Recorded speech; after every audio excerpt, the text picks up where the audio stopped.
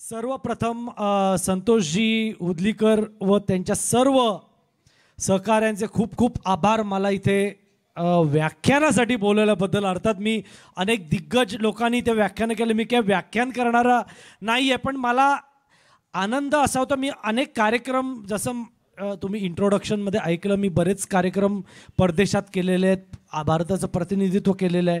पण मला सगळ्यात आनंद जेव्हा होतो जेव्हा मला ह्या कलेबद्दल काहीतरी चार लोकांना सांगायला एक संधी मिळते, आणि खास करून लहान मुलांना या कलेविषयी मला काहीतरी सांगता येतं. म्हणून मला आज इथे खूप आनंद होतो इथे आज मला बोलवल्याबद्दल.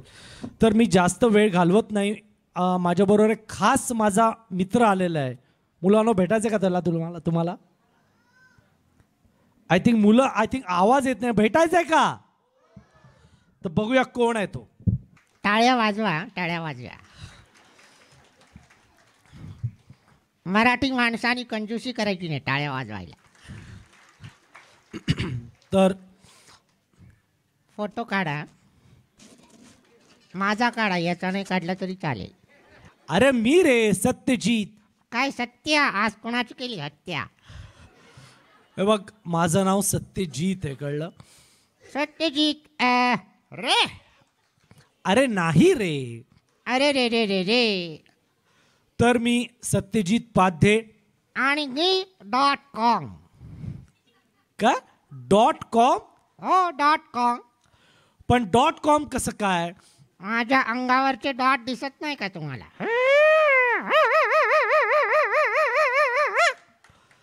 तर Dotty. You are very naughty. हे बघ डॉटी, आय. मला तुला प्रश्न विचारायचा आहे. विचारा विचारा विचारा. तू राहतोस कुठे? काय? तू राहतोस कुठे? गल्ली गोळात. अच्छा, गल्ली बोळात. हां. तुला माहिती आहे का, आय. मगाशी मी त्या मागच्या गल्लीतून येत होतो ना, हां हां हां हां हां हां हां हां. तर एक कुत्रा माझ्यावर भुंकायला लागला. हुंकायला लागला? हां. तो असा हुंकत होता का?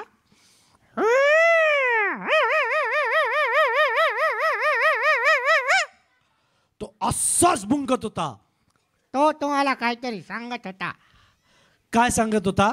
एका गल्लीतला कुत्रा दुसऱ्या गल्लीत कसा काय आला? अरे मला कुत्रा बोलतो, मी कुत्र्यासारखा दिसतो का?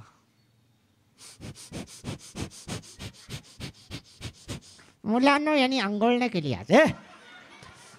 अरे वाटेल ते काय बोलतो रे. आंघोळ मी करून आलेलो आहे मुंबईहून. घाम आलेला दिसतोय, मुंबईला राहता ना म्हणून. मी कुत्र्यासारखा दिसतो का? एक मिनिट एक मिनिट. हे काय बघतोय? नाही, तुम्हाला शेकटी आहे की नाही ते बघतोय. मी कुत्र्यासारखा दिसतो का? नाही. मग कुत्रा तुमच्यासारखा दिसतो. बरं, हे बघ Dotty. You are very naughty. हे बघ डॉटी. आय.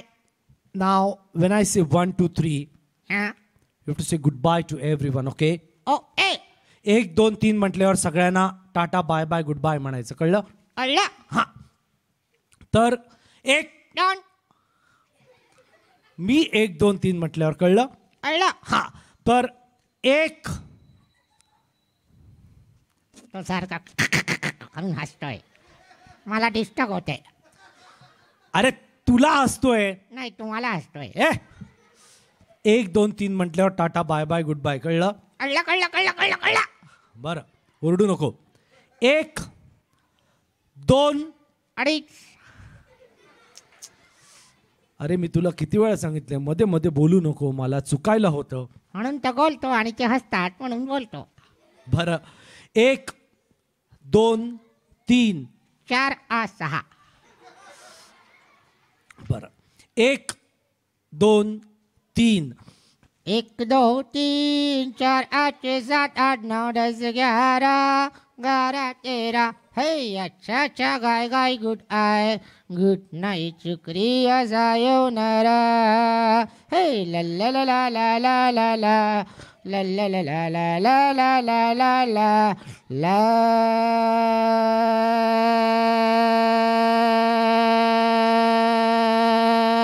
या जोरदार टाळ्या होऊन जाऊन त्या डॉटीसाठी. तर मुलांना सगळ्यांना डॉटी आवडला का तुम्हाला? अजून पपेट्स बघायचे आहेत तुम्हाला? बरं, आहेत माझ्याकडे भरपूर पपेट्स आहेत, पण थोडीशी मी या कलेबद्दल काहीतरी माहिती सांगणार आहे आणि अजून बऱ्याच पपेट्स तुम्हाला दाखवणार आहे. तर मला विचारायचं, आपल्याकडे हा माईक आहे का? तर इथे अनेक मुलं आज खास व्याख्यानमालेत आपण कार्यक्रम करतो, म्हणून मी मुलांची थोडासा गप्पा मारणार आहे. मला तुम्ही सांगू शकाल का बाहुली म्हणजे काय? तुमच्या शब्दात मला सांगा. आता तुम्ही कार्यक्रम बघितलेला आहे, बघूया कोणाला माहिती आहे बाहुली म्हणजे काय. कोण सांगेल? तुम्ही तुमच्या भाषेत सांगा. कोण सांगेल? कोण सांगणार आहे? सांग सांग. काय काय तुझं काय नाव आहे? माझं नाव निरंजन आहे. बरं निरंजन, बाहुली म्हणजे काय तुझ्या शब्दात सांग. तू आता तू कार्यक्रम बघितलास बरोबर आहे? हां, बाहुली म्हणजे जे मऊ मऊ मऊ असतं, हा त्याचे प्रकार असते. बरं बरं, तुझ्याकडे मऊ मऊ बाहुले आहेत. बरं बरं बरं, कोण सांगू शकेल अजून? ओके ओके, ये ये इथे ये, तू ह्या इकडे ये, ये इथे समोर ये, तू ये समोर ये इकडे, म्हणजे सगळ्यांना दिसेल. अरे तू लाजतोयस काय? हां ये ये ये इकडे. येस येस, पटकन ये, या. ओके सांग, बाहुली म्हणजे काय तुझ्या शब्दात सांग तू. माझं नाव दिव्येश. बाहुली म्हणजे एक बोलणारा टॉय. बोलणारं टॉय. ओके ओके, अजून कोण सांगणार? माझं नाव फरीदी. बाहुली मऊ मऊ असते, ती लहान मुलांना खूप आवडते, तिचे वेगवेगळे प्रकार असतात. ओके, एकदम सगळ्यांना आता एकदम जोश आलेला आहे, सगळ्यांना बोलायचं आहे. ओके, मी आपल्याला भरपूर वेळ आहे. ओके सांग. माझं नाव अस्मी अक्षय आवडे.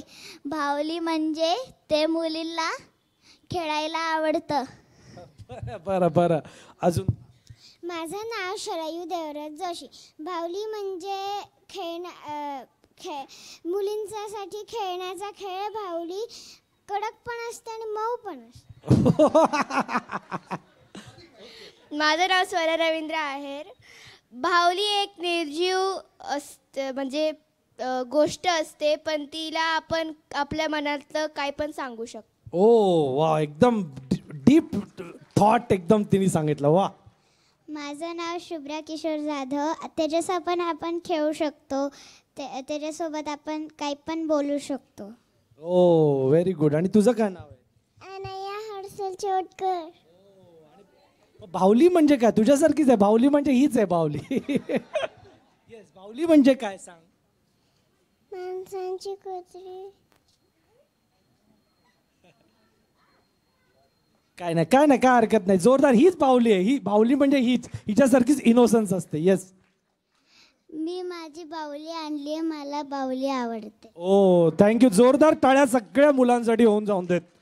जोरदार टाळ्या होऊन जाऊन देत सगळ्या मुलांसाठी. फॅन्टॅस्टिक. तर सगळ्यांनी सांगितलं बाहुली म्हणजे टॉय, हे सॉफ्ट असते. नाही, चुकीचं आहे, चुकीचं आहे, चुकीचं आहे. एक्सक्यूज मी, तू कोण आहे? I am a coquette. Oh you are a puppet, but what's your name? My name is mister hand. Mister hand, give him a big hand. जोरदार टाळ्या. तर मिस्टर हँड, काय? बाहुली म्हणजे काय?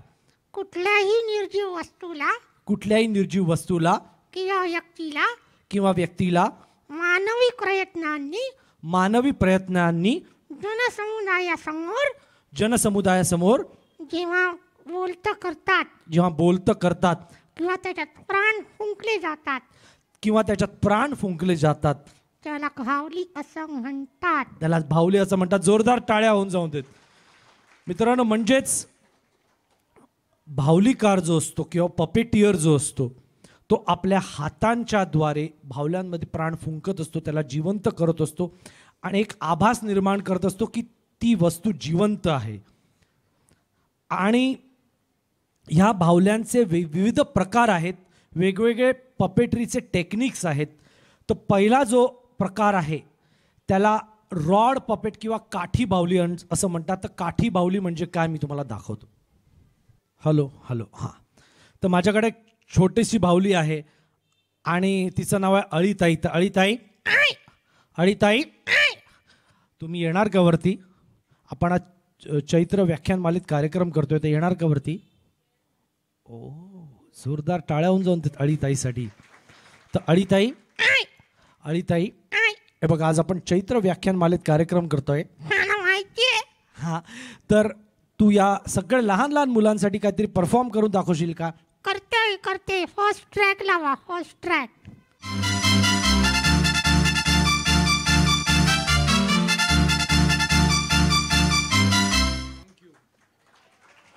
तर मुलांनो, मी मुद्दाम ह्या अशा प्रकारच्या बाहुल्या मुद्दाम दाखवतोय. खूप सोप्या अशा बाहुल्या. ते बघा, एक पीस आहे फरचा, 2 पिंगपॉंगचे बॉल आहेत, त्याला 2 आयबॉल्स लावलेले आहेत आणि ही रॉड्स लावलेले आहेत. तर हे अशा सोप्या प्रकारच्या बाहुल्या आपण स्वतः आपल्या घरी बनवू शकतो. आणि खास करून इथे मुलं आहेत, त्यांच्या तुम्ही शाळांमध्ये वगैरे परफॉर्म, तुम्ही छोटेसे असे कार्यक्रम करून परफॉर्म करू शकतात. ह्याला रॉड पपेट्स किंवा काठी बाहुली म्हणतात. ह्या जो बाहुल्यांचा प्रकार आहे तो रशियात आणि आपल्या वेस्ट बेंगॉलमध्ये प्रसिद्ध आहेत. हा जो रॉड पपेटचा जो प्रकार आहे, त्याला जो बाहुलीकार जो असतो तो उभं राहून अशा पद्धतीने तो ऑपरेट करतो. आणि इथे एक स्क्रीन असतो ब्लॅक, त्याच्यावरती ह्या बाहुल्या तुम्हाला दिसतात. आणि रशियात खूप प्रसिद्ध बाहुलीकार किंवा पपेटियर होऊन गेला सर्जे ओब्राझो म्हणून. त्यांनी हा रॉड पपेटचा खूप अत्यंत चांगल्या पद्धतीने वापर रशियात केलेला आहे. आणि अर्थात आपल्या भारतात सुद्धा विविध आपल्या राज्यांमध्ये, मी सांगितलं वेस्ट बेंगॉलमध्ये ह्या रॉड पपेट्स आपण बघू शकतो. तर हा झाला रॉड पपेट. जो दुसरा प्रकार बाहुलीचा आहे त्याला ग्लव पपेट किंवा हात बाहुली म्हणतात. तर ग्लव पपेट किंवा हात बाहुली म्हणजे काय बघूया. तर माझ्याकडे खास बाहुली आहे आणि तिचं नाव आहे बकरीताई. तर बकरीताई येणार का बाहेर? आय थिंक बकरीताई थोडीशी घाबरलेली आहे. तर आपण सगळ्या मुलांनी आपण चिअर करूया, म्हणूया 1 2 and 3. वाव, जोरदार टाळ्या. वाव. तर बकरीताई बघणार का इकडे?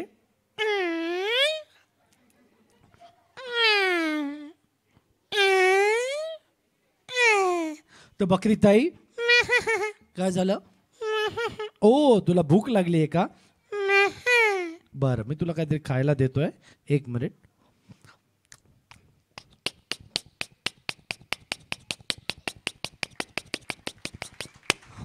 जोरदार टाळ्या होऊन जाऊन देत बकरीताईसाठी. तर बकरीताई सगळ्यांना बाय बाय म्हणणार का? तर मुलांना तुम्ही बघू शकाल, हा अतिशय सोपा प्रकार आहे. ह्याला ग्लव पपेट किंवा हात बाहुली म्हणतात. आणि 3 बोटांच्या द्वारे आपण ही ऑपरेट करतो. ह्याला प्राण फुंकतो आपण याच्यामध्ये. हा जो पहिला जो बोट आहे हा त्याच्या डाव्या हातात जातं पहिलं, आणि हे जे पहिलं बोट आहे ते डोक्यात जातं आणि नंतर हे उजव्या हातात जातं. म्हणजे अशा पद्धतीने आपण त्याला ऑपरेट करतो. आणि हा जो पहिला, तुम्ही टाळ्या वाजवू शकता. आणि मुद्दाम मी ह्या बाहुल्या का दाखवतोय, कारण अशा पद्धतीच्या बाहुल्या आज आपण जर मुलांना दिल्या, त्यांच्याकडून जर काही शो बसवून घेतला तर थोडंफार आपण मोबाईलच्या त्यांना थोडंसं दूर करू शकतो. तर ही होती ग्लव पपेट किंवा हात बाहुली. तिसरा जो बाहुल्यांचा प्रकार आहे त्याला स्ट्रिंग पपेट किंवा आपल्याला माहिती आहे कठपुतली. तर बघूया स्ट्रिंग पपेट किंवा कठपुतली म्हणजे काय.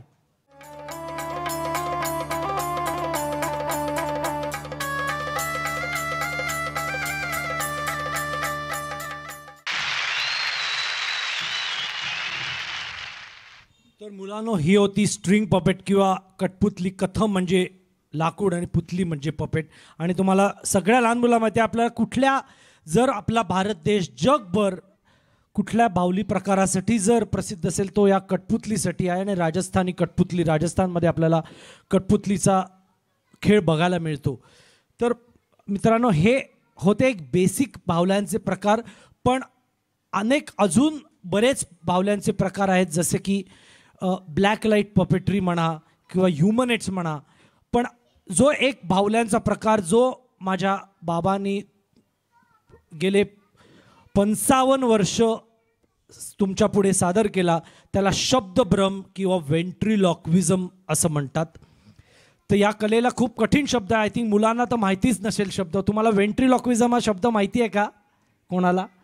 कोणालाच माहिती नाही आहे. तर मी पहिला डॉटी जो मी तुमच्या पुढे सादर केला त्या कलेला व्हेंट्रिलॉक्विझम असं म्हणतात. व्हेंट्रिलॉक्विझम हा लॅटिन शब्दापासून बनलेला आहे.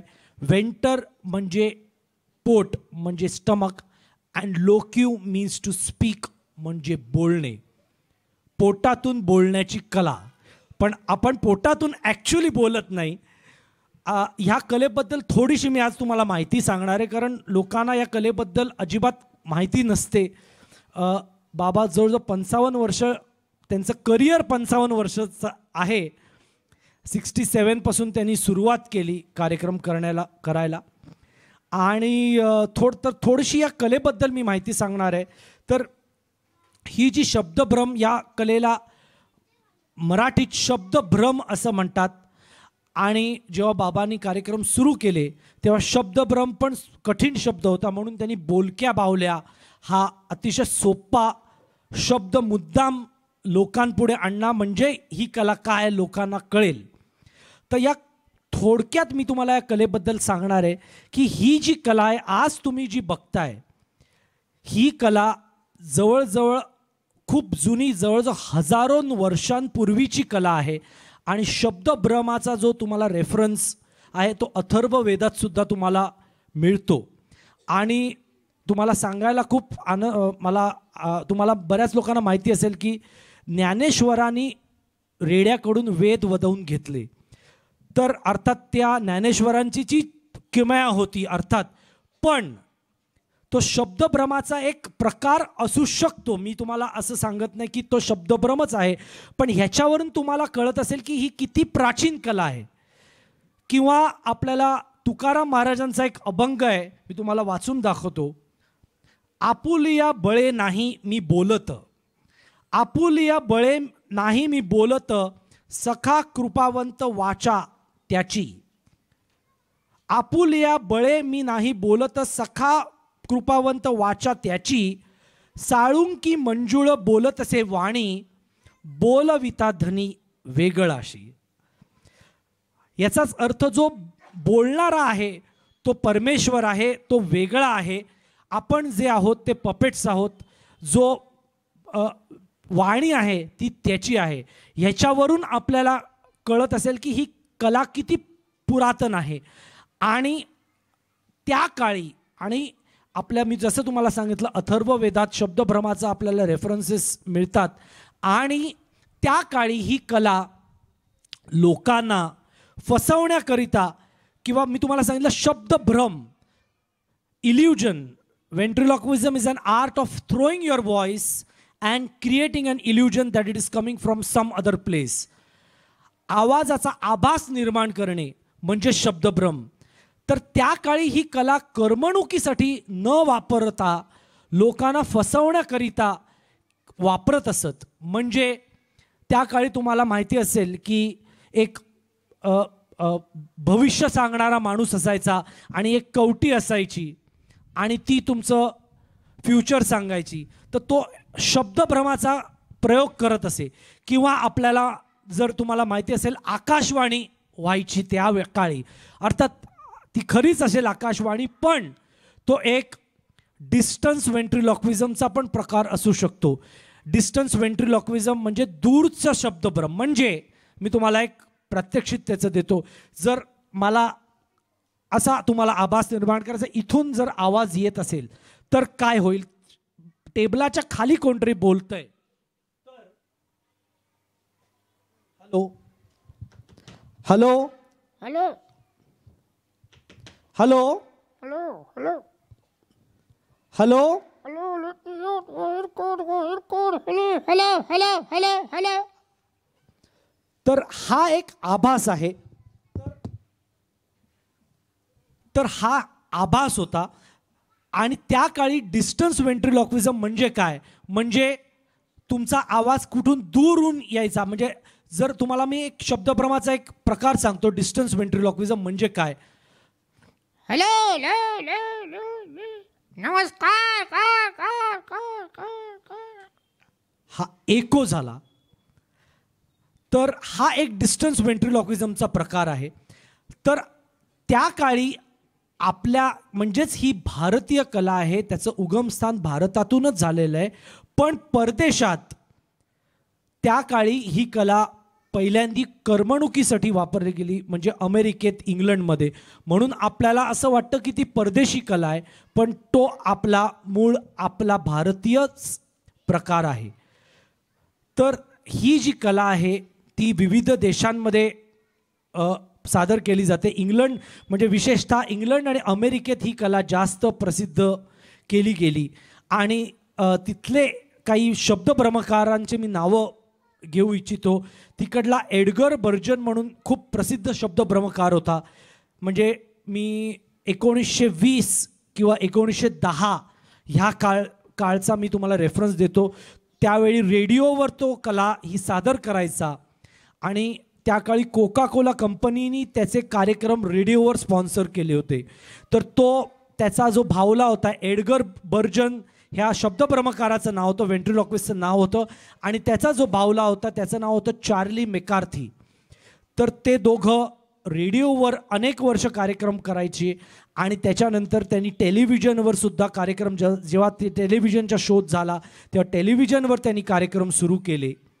आणि त्याच्यानंतर त्यांनी अनेक मर्लिन मुनरो बरोबर त्यांनी चित्रपटात कार्यक्रम त्यांनी सादर केले. आणि हॉलिवूड वॉक ऑफ द फेममध्ये त्याचा हॉलिवूड स्टार त्याचा आहे. तो पहिला शब्दभ्रमकार आहे ज्यांनी ही कला लोकांपर्यंत पोहोचवली. आणि भारतात अर्थात मी 2-3 लोकांचं नाव घेऊ इच्छितो. पहिले होते प्रोफेसर नाग म्हणून. त्यांनी भावल्या त्यांनी वापरल्या नाहीत, पण शब्दभ्रमात जसं मी तुम्हाला सांगितलं की आवाज इथून येतोय किंवा थोडासा डिस्टन्स व्हेंट्रिलॉक्विझम, अशा प्रकारचे ते प्रोफेसर नाग कार्यक्रम करायचे. प्रोफेसर भोसेकर सुद्धा होते, त्यांनी सुद्धा अशाच प्रकारचे कार्यक्रम केले.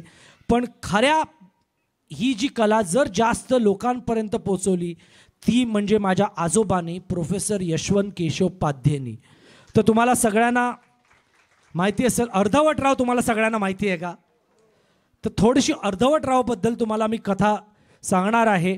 अर्धवटराव आज 105 वर्षांचा आहे आणि तो भारतातला तर पहिलाच भावला आहे जो 105 वर्षांचा आहे आणि तो ॲक्टिवली परफॉर्म केला जातो. म्हणजे माझे बाबा अर्धवटरावला ॲक्टिवली परफॉर्म. आणि जगात अनेक अँटिक बाहुल्या आहेत ज्या हजारो वर्ष जुन्या असतील, पण अर्धवटराव हा एकमेव बाहुला आहे जो 105 वर्षांचा आहे आणि तो अजूनही आम्ही सादर करतो किंवा पेश करतो. तर अर्धवटरावाबद्दल थोडीशी मी तुम्हाला बॅकग्राऊंड सांगणार आहे. माझे जे आजोबा होते प्रोफेसर यशवंत केशव पाध्ये यांनी ही कला भारतात 1916 आणि 17च्या मध्ये सुरू केली. ते एक जादूगार होते आणि अनेक जादूचे प्रयोग ते करत असत. आणि त्या काळी अर्थात तुम्हाला माहिती असेल की हे मनोरंजनाचं जे क्षेत्र होतं ते खूप संकुचित होतं. एंटरटेनमेंट इंडस्ट्री पूर्ण नव्हती. गणपती आणि नवरात्रीतच फक्त कार्यक्रम व्हायचे, छोटे देवळात कार्यक्रम व्हायचे. आणि त्या काळी त्यांचे जे कॉन्टेम्पररी होते त्यांच्याबरोबर जे लोक होते ते सरकार, PC सरकार आणि के लाल होते, ते आमच्या घरी यायचे बऱ्याच वेळा. तर त्यावेळी म्हणजे 1916 आणि 17च्या मध्ये माझ्या आजोबा अनेक कार्यक्रम करत असताना फर्स्ट वर्ल्ड वॉर तेव्हा सुरू झालं होतं. आणि फर्स्ट वर्ल्ड वॉरमध्ये एक सोल्जर भारतात आला होता आणि तो शब्दभ्रमाची कला सादर करत होता. तर माझ्या आजोबांना असं वाटलं की जादूच्या जवळ जाणारी कला आहे, आपण ही शिकायला हवी. म्हणून त्यांनी त्या जो सोल्जर होता त्याला विचारलं की या कलेला काय म्हणतात. तर त्यांनी सांगितलं शब्दभ्रम असं म्हणतात, व्हेंट्रिलॉक्विझम असं म्हणतात. मग त्यांनी सांगितलं मला ही कला शिकायची आहे, तर कशी शिकता येईल असं त्याला विचारलं. त्यांनी सांगितलं मी इंग्लंडचा आहे आणि इंग्लंडहून तुम्ही पुस्तकं मागवा. म्हणून डेव्हनपोर्ट म्हणून एक इंग्लंडची कंपनी होती, त्याच्यामधून त्यांनी परदेशातून पुस्तकं मागवली आणि त्या पुस्तकां त्यांनी वाचली आणि रियाज केला आणि शब्दभ्रमी आवाज काढण्याचा त्यांनी प्रॅक्टिस केली. त्याच्यानंतर त्यांना असं वाटलं की नुसता आपण त्याच्यासारखी बाहुली करायला पाहिजे, पण बाहुली आणणार कुठून, कारण बाहुली तर तेव्हा नव्हती. म्हणून त्यांनी स्वतः 2 लाकडाचे मास्क बनवले आणि जो पहिला मास्क होता त्याला त्यांनी नाव होतं चक्रम शास्त्री आणि दंडी काका. ही त्या काळची नावं आहेत, म्हणजे माझ्या बाबांनी मला हे सांगितलेलं आहे. म्हणजे 1916 आणि 17 सालची ही नावं आहेत. चक्रम शास्त्रीचं त्यांनी अर्धवट नाव दिलं आणि त्याला अर्धवट राव असं नाव दिलं. तर तो चक्रम शास्त्री अर्धवट राव झाला आणि तो लाकडी मास्क होता. आता माझ्याकडे ॲक्च्युली PPT असतं किंवा आपल्याकडे स्क्रीन असतं तर मी तुम्हाला फोटोज दाखवू शकलो असतो, पण ते नाही आहे. तर त्या चक्रम शास्त्री किंवा त्याला त्यांनी अर्धवट राव नाव दिलं आणि त्यांनी असे छोटे छोटे कार्यक्रम करायला सुरुवात केली. त्या काळी ते जादू आणि शब्दभ्रमाचं एकत्र, कारण शब्दभ्रमाचे ते 2-2 तास कार्यक्रम करू शकायचे नाही, म्हणून जादूचे कार्यक्रमाबरोबर एक 5 ते 10 मिनटं ते शब्दभ्रमाचे कार्यक्रम सुरू केले त्यांनी. आणि त्याच्यानंतर त्यांना असं जाणवलं की नाही बाबा, ह्या मास्कनी काय मजा येत नाही, आपण पूर्णाकृती बाहुली आपण आणायला हवी. म्हणून त्याच डेव्हनपोर्ट कंपनीकडून त्यांनी 1920 साली बाहुली मागवली आणि त्या बाहुलीला त्यांनी अर्धवट राव असं नाव दिलं. तर जो तुम्हाला आज अर्धवट राव दिसतो तो त्या काळी त्यांनी इंग्लंडहून आणलेला आहे. आणि अर्थात तो इंग्लंडहून आणलेला असल्यामुळे तो भारतीय नव्हता, त्याला टाय होता, बो होता. तर त्यावेळी त्यांनी त्याला भारतीयकरण त्याचं केलं, त्याला जप्पा घातला आणि आपल्या भाषेत, मराठी भाषेत त्यांनी त्याचे कार्यक्रम सुरू केले. आणि त्या काळी त्यांनी, आणि अर्थात माझे आजोबा तिन्ही भाषात कार्यक्रम करायचे, म्हणून मराठीत कार्यक्रम करताना त्यांनी अर्धवट राव नाव दिलं. हिंदीत कार्यक्रम करताना त्यांनी त्याला गप्पीदास असं नाव दिलं आणि इंग्रजीत कार्यक्रम करताना त्यांनी मिस्टर क्रेझी असं नाव दिलं. आणि अर्थातच ह्या अख्ख्या अर्धवट रावचा जो अख्खा इतिहास मी तुम्हाला सांगितला, तुम्ही यूट्यूबवर माझा यूट्यूब चॅनल आहे, त्याच्यावर जवळजवळ 50,000पेक्षा जास्त सबस्क्रायबर्स आहेत. तर अर्धवट राव 100 वर्ष जर तुम्ही टाईप केलं तर अख्खी डॉक्युमेंटरी तुम्हाला यूट्यूबवर बघायला मिळेल आणि त्याचा पूर्ण इतिहास तुम्हाला बघायला मिळेल. त्याच्यानंतर माझ्या आजोबांनी अनेक शब्दभ्रमी कार्यक्रम करायला सुरुवात केली आणि त्या काळी 1960 किंवा 62च्या काळात त्यांनी राजेंद्र कुमार बरोबर अकेली मत जयो म्हणून सिनेमा होता, त्याच्यामध्ये अर्धवट रावला घेऊन त्यांनी शब्दभ्रमाचा प्रयोग केला.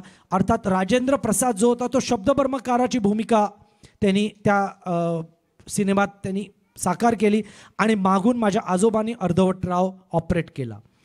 त्याच्यानंतर ते जवळजवळ खूप आधी गेले. माझे बाबा आय थिंक 8 ते 10 वर्षाचे होते तेव्हा माझे आजोबा गेले आणि 1968ला माझ्या बाबांनी ही कला सुरू केली. ते मेकॅनिकल इंजिनियर होते VJTIमधून. तर त्यांनी ही कला माझ्या आजोबांकडून शिकली आणि आता जवळजवळ ते 55 वर्ष, आता ते 60 वर्ष ही त्यांच्या करिअरला आता 60 वर्ष होतील. आणि जवळजवळ त्यांनी 10,000, आता 10,000वा पण सुद्धा आम्ही मोठा कार्यक्रम करणार आहे. तर 10,000वा मोठा आम्हाला कार्यक्रम करायचा आहे आणि अर्थात तुमचे आशीर्वाद त्यांना गरजेचे आहेत. या कलेचं सिक्रेट थोडक्यात सांगणार आहे, ही कला कशी आपण सादर करतो.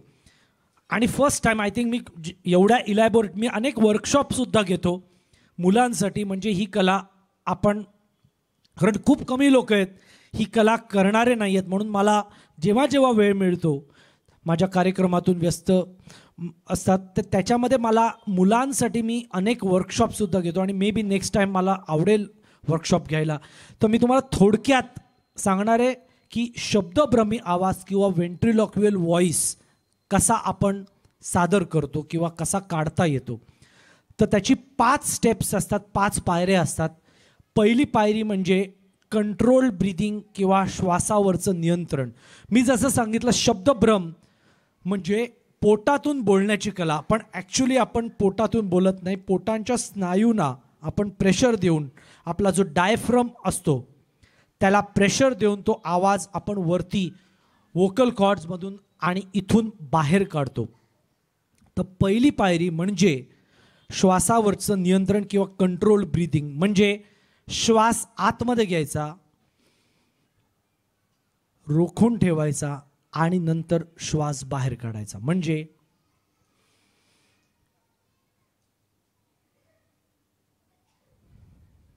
आणि लोकांच्या तुम्ही नकळत तो श्वास आतमध्ये घ्यायचा. म्हणजे असा नाही, योगासारखा नाही, नकळत तुम्हाला श्वास आतमध्ये घ्यायला हवा. कारण तुम्हाला जर माहिती असेल की ब्रीदिंग हे फार महत्त्वाचं असतं कुठल्याही क्लॅरिटी, आवाजाच्या क्लॅरिटीसाठी. आणि तर तुम्हाला तोंड न हलवता बोलायला पाहिजे, तर अजून क्लॅरिटी तुम्हाला पाहिजे. म्हणून it is a foundation of ventriloquial voice. शब्दप्रेमी आवाजाचं हे बेस आहे. म्हणजे श्वास आतमध्ये घ्यायचा, रोखून ठेवायचा आणि श्वास बाहेर काढायचा. दुसरी पायरी म्हणजे तुम्ही एकाच वेळी 2 पात्र सादर करत असता. तुम्ही एक शब्दभ्रमकार असता, ॲट द सेम टाईम तुमचा पपेट असतो, ते पण तुम्ही भूमिका निभावत असता. म्हणून पपेटचा आवाज आपल्यापेक्षा वेगळा असायला हवा. तर तो वेगळा आवाज किंवा शब्दभ्रमी आवाज तुम्ही कसा शोधू शकता? तर जर माझा आवाज आहे हॅलो सा रे ग सा ग हॅलो, हॅलो, तर तुम्हाला कॉन्ट्रास्ट व्हॉइस किंवा तुमच्या आवाजापेक्षा वेगळा आवाज शोधायला लागतो. अर्थात मी हा ज्या काही स्टेप्स सांगतो याला खूप वर्षानुवर्ष प्रॅक्टिस लागते. तर हा दुसरा आवाज तुम्हाला जेव्हा मिळतो तेव्हा तुम्हाला तिसरी पायरी म्हणजे ड्रोन व्हॉइस किंवा भुंग्याचा आवाज काढायचा सराव करायला लागतो. हा तुम्हाला आवाज लक्षात ठेवायला लागतो. म्हणजे श्वास आतमध्ये घ्यायचा,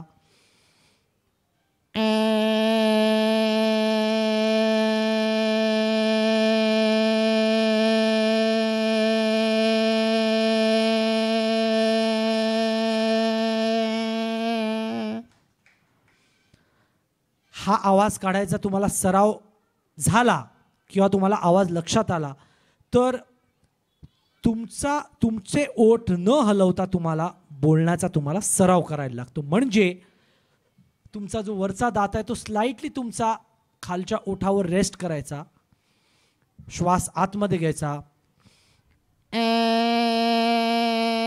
हॅलो, नमस्कार, कसं काय बरं आहे का? आज आपण चैत्र आख्यान आले कार्यक्रम करतोय. नमस्कार. हा, तर ह्याला आणि त्याच्याच बरोबर तुम्हाला तुमचा आवाज आणि भावलीचा आवाज पटकन स्विच करता यायला पाहिजे. कारण या शब्दभ्रम हा जो प्रकार आहे तो थोडासा स्टँडअप कॉमेडीसारखा प्रकार आहे. तुम्हाला एक वाक्य तुमच्या बाहुलीचं असतं, एक वाक्य शब्दभ्रमकाराचं असतं. म्हणून तुम्हाला आवाजाला पटकन बदलता यायला हवा. म्हणजे 1 2 1 2 3 4 5 6 7 8 9 10 A C E F E H I. पटकन आवाज बदलण्याचा सराव करायला लागतो. आणि 5वी पायरी म्हणजे लास्टला बाहुली येते. तर त्याची जी मुवमेंट असते ती फार गरजेची असते. तुम्हाला बाहुली का जिवंत वाटते? शब्दभ्रम हा जादूचा जवळ जाणारा प्रकार आहे. Ventriloquism is to the ears what magic is to the eye. जो मॅजिशियन असतो तो हात चालाकी करतो, तुमचं मिसडिरेक्शन करतो.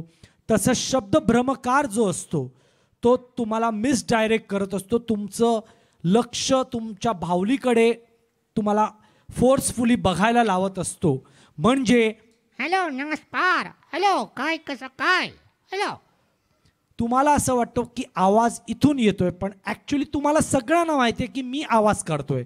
पण ह्याच्या मागचं सायन्स, शब्दभ्रम कलेचं सायन्स मी तुम्हाला सांगतो की our human brain can't detect the source of the sound. आपला जो मेंदू असतो तो आवाजाचा सोर्स आपल्याला पटकन कळत नाही.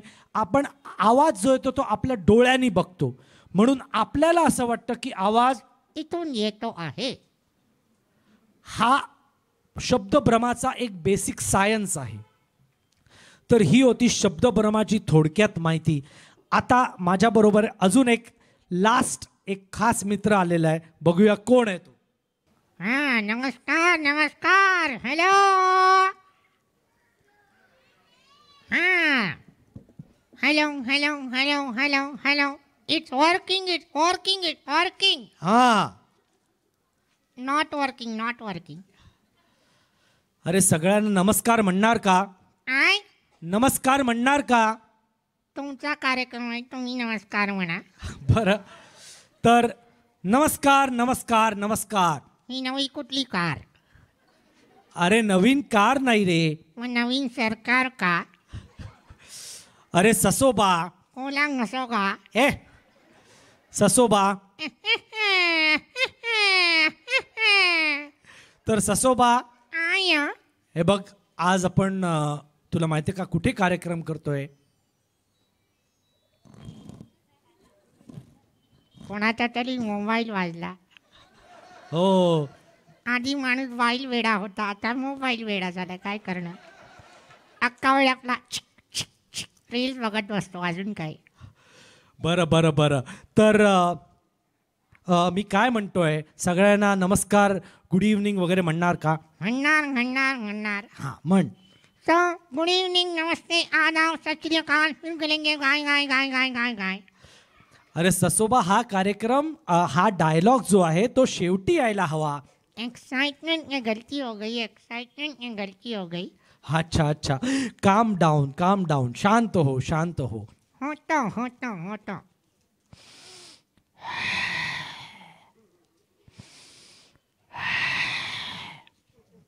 हे काय? Naga Ramdev has not me this. अच्छा तू योगा करतो वाटतं. हो मी योगा करतो वा वा वा. आणि योगा डेलाच योगा करतो आणि फक्त इंस्टाग्रामसाठी योगा करतो. आजकाल सगळे इंस्टाग्रामसाठीच योगा करतात. कार्यक्रम बघायला कोणीच येत नाही. अरे तसं नाही हे सगळे रसिक प्रेक्षक आपला कार्यक्रम बघायलाच आलेले आहेत. पण ससोबा मला असो का? हे बघ ससोबा आय हे बघ मी काय म्हणतोय आय मी असं ऐकलंय हा की तुला तात्या विंचूचा आवाज येतो. मला टाटा विंचूचा आवाज येतो. तुम्हाला सगळ्यांना टाटा विंचू माहितीये का? हा तर ससोबा तू तात्या विंचूचा आवाज काढून दाखवणार आहे का? दाखवणार आहे. दाखव.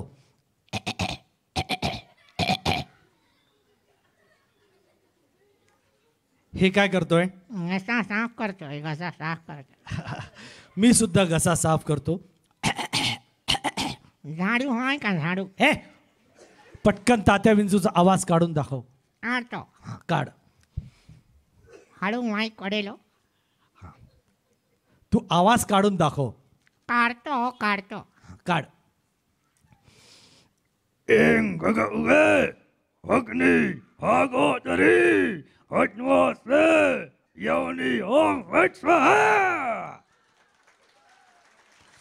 आणि अर्थात तुम्हाला माहिती असेल तात्या विंचू हे जे पात्र आहे ते माझ्या बाबांनी रामदास पाध्ये यांनी क्रिएट केलं होतं 93 साली झपाटलेल्यामध्ये. अर्थात त्याचा जो आवाज होता तो अर्थात दिलीप प्रवाळकरांचा होता कारण त्याचा आत्मा बावल्यांमध्ये जातो असं त्या स्टोरी होती. आणि अर्थात झपाटलेला हा चित्रपट महेश कोठारेंनी बनवला होता. आम्ही 2013 साली त्याचा पार्ट 2 सुद्धा केला होता आणि आता आम्ही पार्ट 3 सुद्धा प्लॅन करतोय. अजून स्टोरीचं काम चालू आहे. अजून शूटिंग सुरू झालेलं नाही.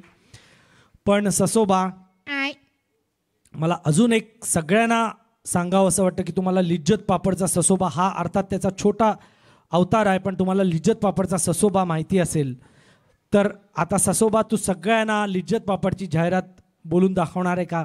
बोलून दाखवणार आहे. हां म्हण.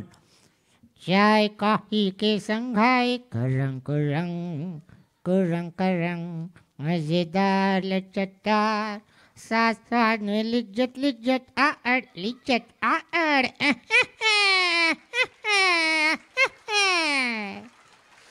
तर अर्थात हे जे हसणं आहे तुम्हाला माहिती असेल माझ्या बाबांनी 1980 साली हे शोधून काढलं होतं. तर ही होती लिज्जत पापडची छोटी जाहिरात. आणि आता ससोबा आता जाता जाता तू काहीतरी ह्या सगळ्यांचं मनोरंजन करशील का? आत्तापर्यंत काय करत होतो? नाही तसं नाही, तुला काही गाणं वगैरे म्हणता येतं का? मी एक काम करतो, एक छान एक गाणं म्हणतो आणि शब्दग्रही आवाजात गाणं म्हणतो. शब्दभ्रमी आवाजात तू गाणं म्हणणार आहे? हा, एक काम करतो, मी थोडंसं पाणी पितो. याला सारखं पाणी प्यायला लागतं, नाही याचं तोंडचं पाणी कळतं ना माझ्याशी बोलून. बरं बरं बरं. है दिल मुश्किल जीना यहाँ, जरा हटके जरा गटके यह गंगे मेरी जान. Thank you very much. That's the end of the show. I hope you all enjoyed.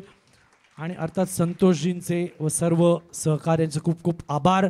आणि जर आता तुम्हाला काही प्रश्न विचारायचे असतील तर मला विचारू शकता, कारण हा व्याख्यानमालेचा कार्यक्रम आहे. मला असं वाटतं आपण जर गप्पा मारल्या किंवा काही लोकांच्यात उत्सुकता असेल तर ते विचारू शकतात.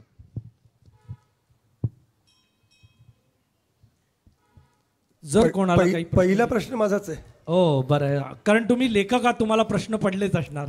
नाही, हो ते खरं आहे, पण तुम्ही तुमच्या सोबत फक्त म्हणजे पुरुषच आणले.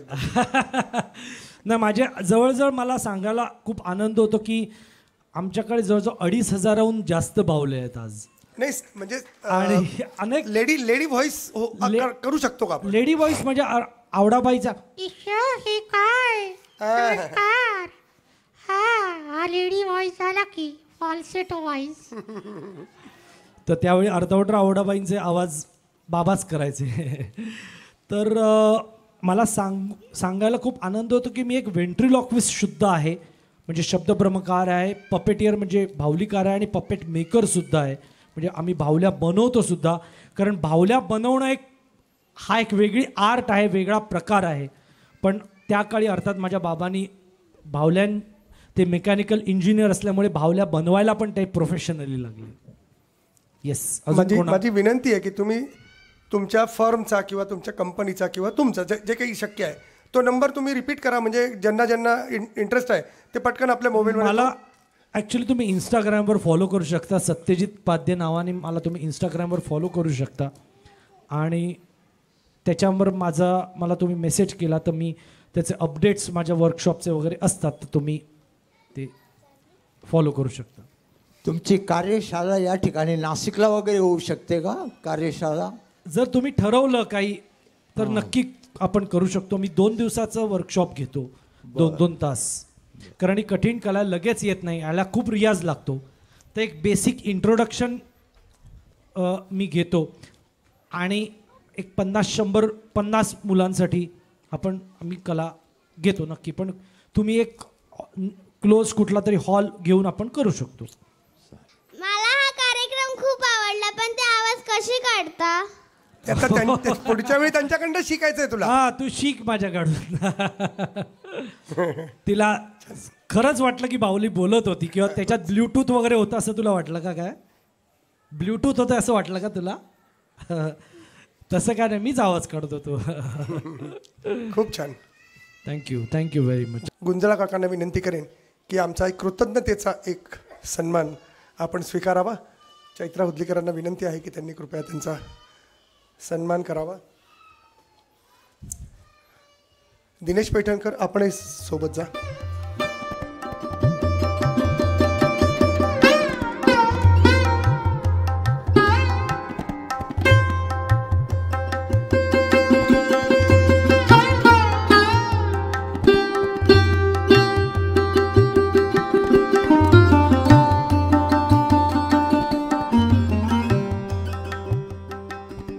पहिल्या दिवसापासून रोशनी मॅडम मला रोज भेटताय. त्या म्हणाल्या की मला सर्वांसाठी अगदी 5-7 मिनिटामध्ये काही सांगायचं आहे, पण ते महत्त्वाचं आहे. म्हणजे ज्यामागे विज्ञान आहे, ज्यामागची अंधश्रद्धा हा विषय बाजूला व्हावा अशी त्यांची आतून इच्छा आहे. म्हणून मी त्यांना विनंती करतो की त्यांनी कृपया मंचावर या आणि जे काही त्यांच्या मांडायचं आहे ते त्यांनी एक 5-7 मिनिटात मांडावं. नमस्कार, माझं नाव रोशनी आदमुलवार. वास्तू आभा, तुमची लाडकी वास्तू आभा, डिजिटली तुम्ही याच नावाने मला ओळखता. पण आज मला खूप आनंद होत आहे की प्रत्यक्ष इथे मला तुमच्याशी भेटून बोलता येतं आहे. खरं तर मी इथलीच आहे, इथेच वाढली आहे, त्यामुळे तुमच्याशी बोलताना मला अशी आपुलकी वाटते आहे. गेले काही दिवस आपण बघतो आहोत की या मंचावर इतके मान्यवर लोक आलेत, त्यांनी त्यांचे एक्सपिरियन्सेस शेअर केले, आपलं नॉलेज वाढवलं. आणि त्या मंचावर हुदलीकर सरांनी मॅडमनी मला संधी दिली बोलायची, तर त्यांचं मनपूर्वक आभार मानते मी. जास्त वेळ नाही घेणार तुमचा. खरं तर मी हे सांगायला आली नाही आहे इथे की मी काय शिकली आहे, काय केलं आहे, किती किती काम केलं आहे. ज्यांनी विश्वास ठेवला माझ्यावर, अनुभव घेतला आणि त्यांचे अनुभव जेव्हा ते शेअर करतात तर त्याच्यातच माझं म्हणजे समाधान आहे आणि मला आनंद आहे. हल्ली काय झालं आहे की प्रत्येक वेळेस प्रत्येकजण काहीही असेल तर आपण बघत असतो की मोबाईलमध्ये बिझी असतो. तर त्याचा कितपत आपण वापर करू शकतो किंवा कितपत नाही ह्याचबद्दल मी 2 मिनटं बोलणार आहे. माझी सगळ्यांकडे म्हणजे मी एक विनंती करते की वास्तुशास्त्र ह्याला आपण पौराणिक एखादी कथा किंवा गोष्ट न म्हणजे समजून सायंटिफिक बेस आहे त्याला हे आधी स्वीकारावं. कारण म्हणजे हे इतकं वास्ट आहे की तुम्ही जे म्हणाल त्याच्यातून आपण ते मिळवू शकतो. म्हणजे अगदी पैसा आहे, सुख आहे, समृद्धी आहे, फॅमिली, म्हणजे सगळं काही. पण याला एक लिमिटेशन आहे. आता बरं असं नाही आहे की हे काहीतरी रिसेंटली इन्व्हेंट झालेलं आहे. हे खूप जुनं आहे. जर खूप जुनं आहे, आपल्या शास्त्रात हे आहे, तर आपल्यापर्यंत हे का नव्हतं पोहोचलं? हल्ली डिजिटली आपण म्हणजे खूप वास्ट कंटेंट फ्लोट होत असतो म्हणून हे येतं आहे आपल्याकडे. पण हे जर इतकं पुराण आहे की ते आपल्यापर्यंत का नाही आलं आहे? याचं कारण हे की जर तुम्हाला ह्याच्यातनं सगळं काही मिळतं आहे तर म्हणून हे ज्ञान गुप्त ठेवलं होतं आणि फक्त राजा महाराजे किंवा सत्तेवरची लोक हे फक्त त्यांच्यापुरतं होतं. पण हल्ली कसं आहे, तुम्ही एखाद्या नवीन म्हणजे यंगस्टरला किंवा कोणाला विचारा, गाडी हवी, जॉब हवा, पैसा हवं, फॉरेन ट्रिप हवी, फ्लॅट मोठा हवं, सगळं हवं आहे. तर मग जर हे ज्ञान, हे आपलं शास्त्र जर आपल्याला सगळं देऊ शकतो तर आपण त्याचा विचारपूर्वक फायदा करून घ्यायला हवा. आपण ह्याच्या मागे लाखो पैसे खर्च करतो, आपली सुंदर वास्तू तोडफोड करतो आणि पैसे खर्च करतो. मी म्हणेल की एन्झायटी विकत घेतो. This is not Vastushastra. Something which will help you in everyday life, की जे अगदी सहजपणे तुम्हाला अकॉमोडेट करता येईल, त्याच्यातनं फायदा घेता येईल, तेच वास्तुशास्त्र आहे. आणि मला फक्त एवढंच म्हणायचं आहे, मी एवढं म्हणून इथे एंड करते की मी विनंती करते, जसं म्हणतो आपण की एकच औषध प्रत्येकाला लागू होत नाही, तसं ह्या टिप्स आणि ट्रिक्स ज्या रील्समधनं येतात ते सगळ्यांवर लागू होत नाही. तर विचारपूर्वक आणि कोणावर विश्वास करतोय आपण याचं आपण थोडासा भान ठेवूया आणि मगच या शास्त्राचं जे आहे आपल्याला जास्तीत जास्त उपयोग करून घेता येईल. Thank you once again Hudlikar sir आणि म्हणजे सगळ्यांसमोर मंचावरतील थोर लोकसुद्धा थँक्यू. कुणाला काही शंका प्रश्न काही असेल तर मी कार्ड देणार आहे, तुम्ही निसंकोचपणे त्याच्यावर मला कॉन्टॅक्ट करू शकता. थँक्यू. वास्तुशास्त्र हे पुराण काळापासून आहे. खरं तर देवादिदेवांचेही महाल वास्तूप्रमाणे बांधले गेलेत. आणि आपल्या माहितीसाठी सांगतो की दक्षिण भारतामध्ये गौरू तिरुपती रेड्डी नावाच्या एका फार मोठ्या आर्किटेक्टने सतत 22 वर्ष जगभर स्वतःच्या खर्चाने प्रवास करून ते शास्त्र पुन्हा पुनरुज्जीवित केलं. तर गौरू तिरुपती रेड्डी यांचं जे वास्तुशास्त्राचं जे काही तुम्हाला संदर्भ मिळाले तर ते खूप छान आहे. ते ऐका. आता अनायसे हा विषय निघाला म्हणून मी तुम्हाला जास्तीची माहिती दिली. मी आता मान्यवरांना विनंती करीन की आपल्याला आता बाहुल्या कशा बोलत आहेत हे समोरून पाहण्यात जास्त मजा आहे. हां, गुंजाळ काकांना काही बोलायचं आहे आज. म्हणजे ठरवलंच आहे, ज्यांना ज्यांना बोलायचं त्यांना बोलू देऊयात आपण आणि मग बाहुल्यांना बोलू देऊ. हां, म्हणजे नाही आवडलं तर पळून जायला काही हरकत नाही. उद्यापासून सन्माननीय व्यासपीठ आणि रसिक प्रेक्षक हो, 8 दिवस आपले कसे संपले हे सुद्धा आपल्याला कळालं नाही. हे अष्टप्रहर संतोषजींच्या मनात असतो. संतोषजींचा जर विचार जर केला तर आपण म्हणतो की प्रत्येक पुरुषाच्या मागे त्याची पत्नी असते, स्त्री असते, परंतु चैत्राच्या मागे संतोष आहे हे विसरून चालणार नाही. ते मान देतात की अध्यक्ष ते आहे, पण सगळं सूत्र संचलनापासून तर कार्यक्रम करण्यापर्यंत संतोषजींचा या ठिकाणी खूप मोठा सहभाग आहे. संतोषजींनी खूप बिल्डिंगा बांधल्या, पण माणसंसुद्धा जोडली. म्हणजे एक बिल्डर अशा पद्धतीने माणसं जोडू शकतो, हे एक वेगळं वैशिष्ट्य या ठिकाणी आढळलं. आमचं हे जे प्रांगण आहे, मोटकेश्वराचा प्रांगण आहे, इथे आमची ट्रस्ट आहे आणि सगळं खेळाडूंना आम्ही या ठिकाणी उपलब्ध करून दिलेलं तुम्हाला या ठिकाणी कल्पना आलेली असेल. आमचं हे समाज मंदिर आता रिन्युवेशनला आलेलं आहे. समाज मंदिर ते रिन्युवेशनसाठी पाडायला येणार होते, पण त्यांना म्हटलं आमचं चैत्र व्याख्यान मेळा झाल्याशिवाय तुम्हाला पाडता येणार नाही, त्यामुळे ते तिथून शांततेने गेले. आता उद्यापासून 1-2 दिवसात आमचं हे समाज मंदिर आता या ठिकाणी नवीन वास्तू येईल. पुढच्या वर्षी आपण चांगल्या पद्धतीने या ठिकाणी वास्तूचं हे करू. आणि संतोषजींचं एक विचारायचं, त्यांचं पुस्तक प्रकाशन पहा तुम्ही, प्रत्येक महिन्याला एक म्हणजे हा लेखक आहे का बिल्डर आहे हेच कळत नाही.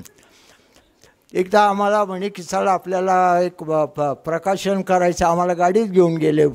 आम्ही म्हटलं चला आपले ट्रस्टचे आले, आपल्या गाडी मिळाली, काय हरकत नाही, संतोषजींची गाडी. आणि कुठे घेऊन गेले? स्मशानात. तर हे असे अरे म्हटलं अरे स्मशानात चला तुम्ही सगळी माझ्याबरोबर. आम्ही गेलो तर तिथे पुस्तकांचं प्रकाशन केलेले. हे एकमेव अशी व्यक्ती असेल की स्मशानातसुद्धा त्यांनी त्या ठिकाणी पुस्तकांचं प्रकाशन केलं. तिथे कोणालाही भीती वाटली नाही. स्त्रिया बहुतेक वेळा स्मशानात जात नाही, त्या दिवशी स्त्रियांची संख्या खूप होते.